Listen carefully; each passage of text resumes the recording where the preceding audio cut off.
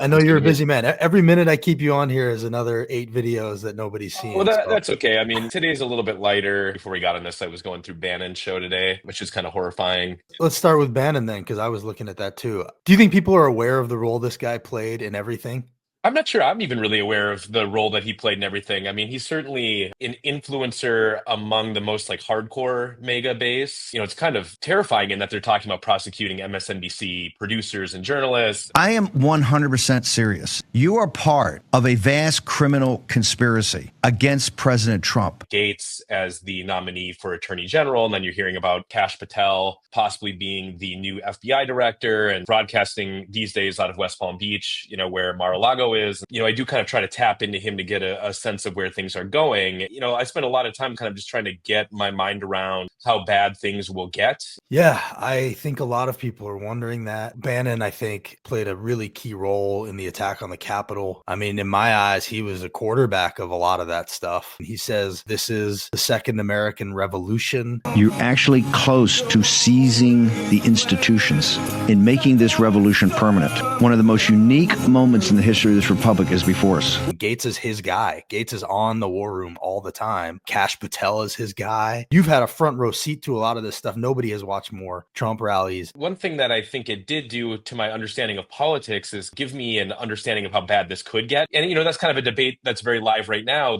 What did voters really vote for here? Did they vote for RFK Jr. to remove fluoride from water systems? Did they vote for Matt Gaetz to kind of burn down the DOJ? Or was it more just inflation was high, throw the bums out? And I think, it's going to obviously depend on which voters you're talking about. But certainly among the hardcore base, they're interpreting this as a huge mandate. The cost benefit analysis now, it's very clear that these people are going to just decide it's not worth it to stand in his way anymore. Pumping out these clips in these shareable, viewable ways, do you feel like you're able to have an impact, and should there be more of you? Yeah, I mean, I think I have an impact. Obviously, when the result is what it is, you feel like it's kind of a failure. I'm going to keep doing what I do because I believe it and I think someone has to do it. Unfortunately, we're back in a position now where everything that he says takes on kind of additional meaning because that can immediately translate into policy. They would have reporters at the Trump rallies, but they wouldn't take the rallies live. And then once they ended, they would cut to their reporter for kind of a synopsis. And that's where the sane washing. Trump gave a fiery speech outlining his economic policies. And in reality, he was talking about,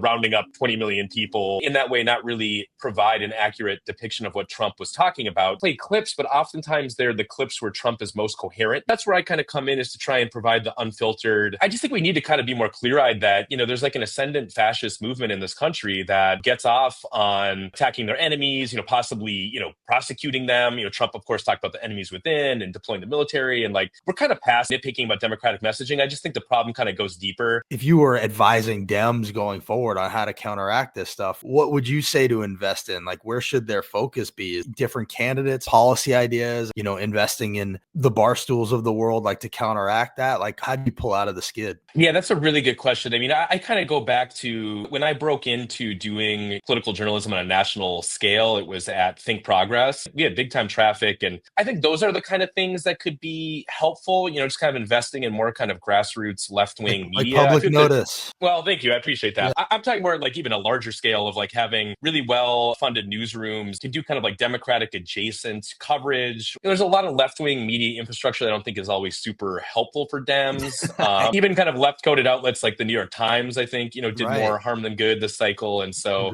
countering some of the right-wing messaging with equivalent on the left, that'd be great, especially with young voters who are locked in on TikTok, Barstool or Joe Rogan or Tucker Carlson. They're kind of marinating in this right-wing stuff all day long. And, some of it, with Barstool or with Rogan, it's not explicitly right-wing, but the whole kind of culture of the show and who Joe Rogan is, it's very much kind of mega adjacent, I would say. So you're basically saying it almost doesn't matter what MSNBC and CNN are saying because the people who are believing this stuff aren't watching them anyway. Yeah, I really don't think it's decisive. Ultimately, this was an election that turned out poorly for a ton of different reasons, including very broad systemic ones, the fact that incumbents all over the world lost. I would kind of caution against over-interpreting or thinking that we need to blow everything up. I do think that the messaging thing is a real problem. And, I'm hoping that people who have more money and more time than me to really think through how to do that are doing that. Because, I do think that trying to reach these young voters who aren't super politically engaged, but who consume a lot of media that is kind of right-wing coded, finding ways to reach them will be crucial. And I do think it's important to kind of engage more in those spaces going forward. It's kind of become a trope, like, Kamala going on Rogan, would that have made a difference? But, I honestly think that it might have. And, Rogan isn't some like huge ideological person who would have torpedoed her or something like that. So I think just being more open to going into those spaces and engaging. Final thing, just a broad question, man. Are we going to be okay? I really don't know. I mean, I really don't know. I'm thinking a lot answer. about that. I would say that being immersed in kind of the right-wing media that I am, I'm pretty concerned. There are kind of plans in motion to really kind of burn down our institutions. What does that leave us on the other end? Obviously, they're interpreting this election as being kind of a huge mandate for sweeping change. All you can do is operate day to day with the assumption that, daily life will be relatively unchanged. And I think you can kind of work yourself into an unhealthy state by like worrying about what Trump might do. You just kind of have to deal with the facts on the ground and adjust accordingly. There's all sorts of reasons to worry. So I can't tell you if we're going to be okay because I really don't know. But I'm concerned about it for sure. That's definitely an answer. On Twitter, AT Rupar. Also, you're now over on Blue Sky. Are you leaving Twitter? No, I mean, I don't have any plans to do that. Kind of an open question. Certainly, it's gotten a lot more hostile. Fascism is kind of on the rise on X. Blue Sky's I've been really heartened to see it kind of blow up. Certainly already, I think, surpassed Threads. Agree with kind of your concern that we don't want to silo ourselves, not be involved in a broader conversation, which is why I don't have any immediate plans to leave. But I certainly think it's past time at this point to at least have like toeholds elsewhere so you're not stuck holding the bag after everybody leaves. Thanks for what you do, man. And thanks for coming on here and talking to me. I appreciate it. Yeah, thank you.